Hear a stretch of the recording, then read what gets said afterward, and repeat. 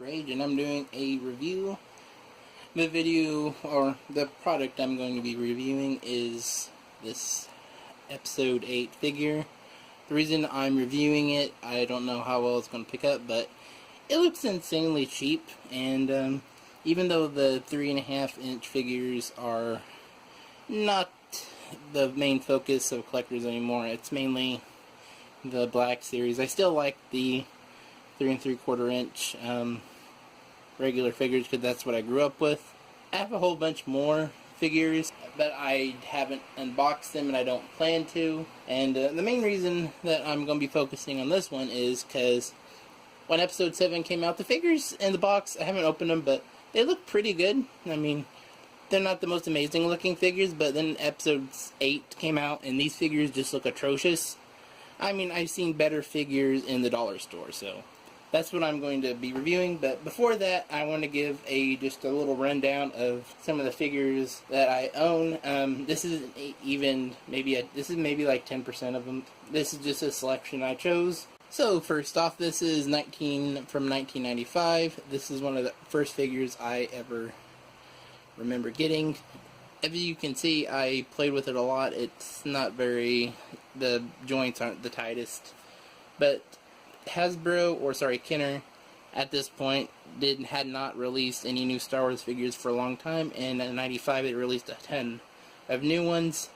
And as you can see with Lando, they were very, very buff. A lot of people joked about them being as buff as they are.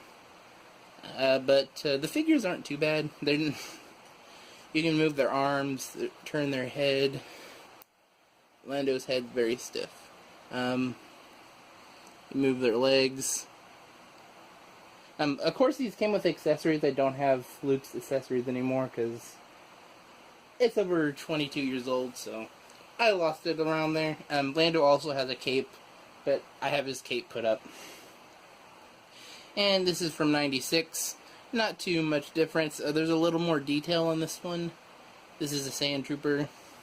This is from '97.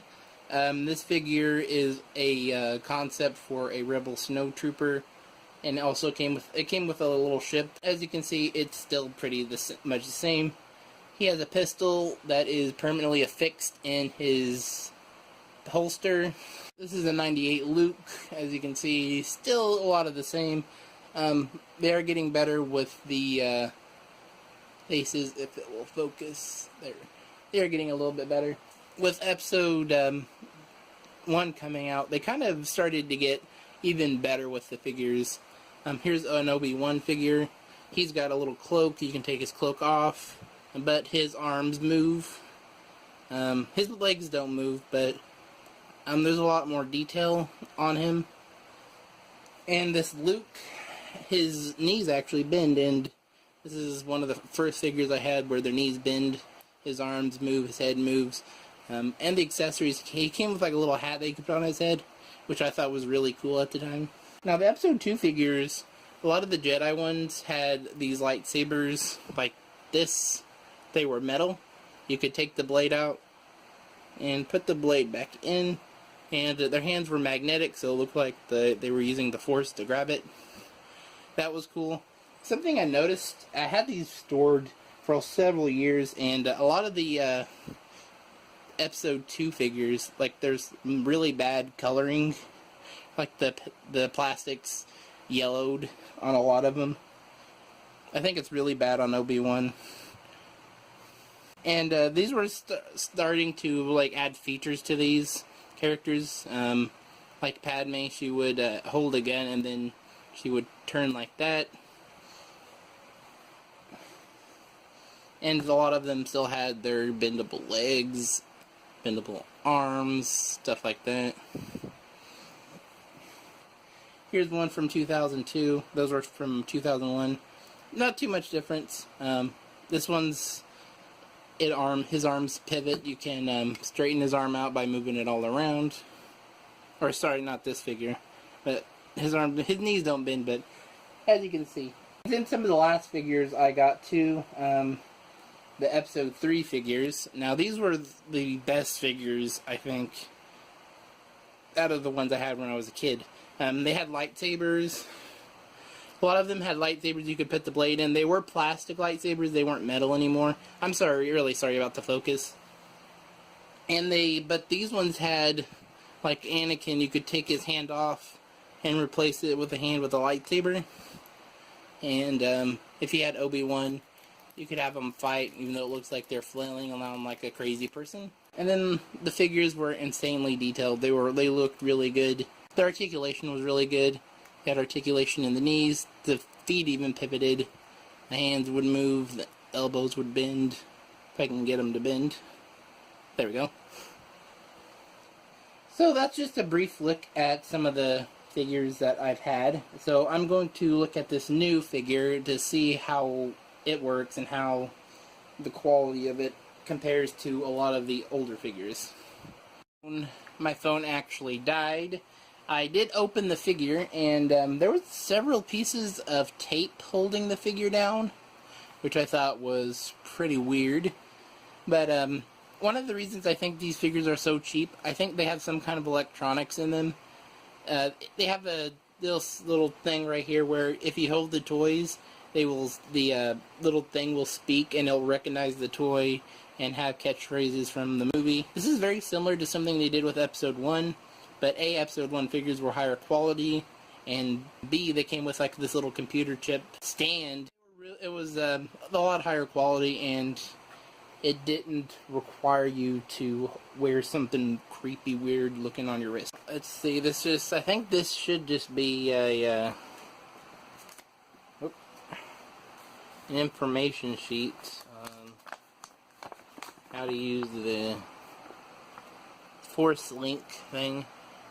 It's kind of weird that it comes with instructions. You think maybe the thing does come with instructions, but there's not too much on the back of the card, if you're wondering. And to the figure itself. It's got the little blaster taped in. Can't, off the top of my head, honestly remember him having a blaster. 2 hours later. Here's the figure. And he's holding his blaster.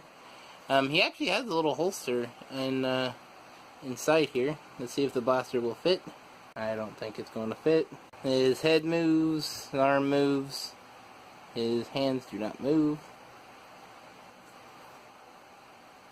His legs just move.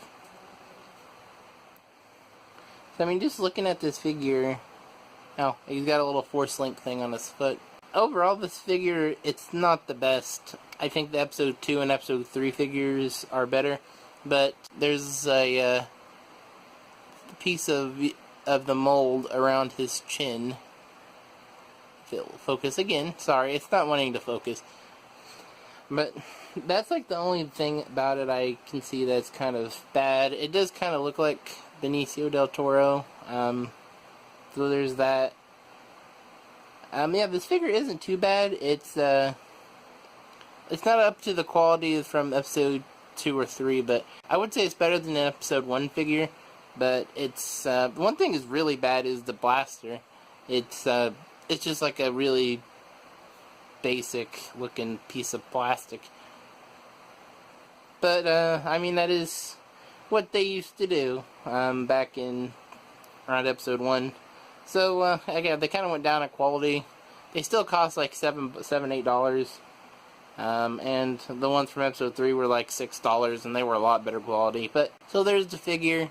If I had to rate it, I'd probably give it a 7 out of 10. It's not the best, but I've had a lot worse. It doesn't look as good in the package, but when you take them out, it is a lot better. I will give it that. It's very deceiving in the package.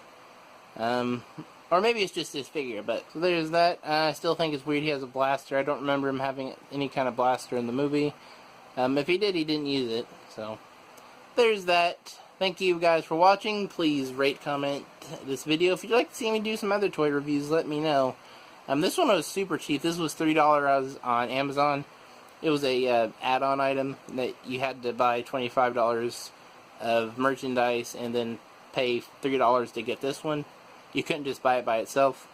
There was a Jyn Erso figure for $1.95, which is one of the cheapest Star Wars figures I've ever seen. But I wanted one more recent. This is from Episode 7. They also had a rose for cheaper than this, but I have rose. Let me know in the comments what you think of this video, if you'd like to see me do more. I'm not really a big toy review, so this is kind of a new thing to me. But I appreciate you guys watching, and check out my other content, and you have a great day.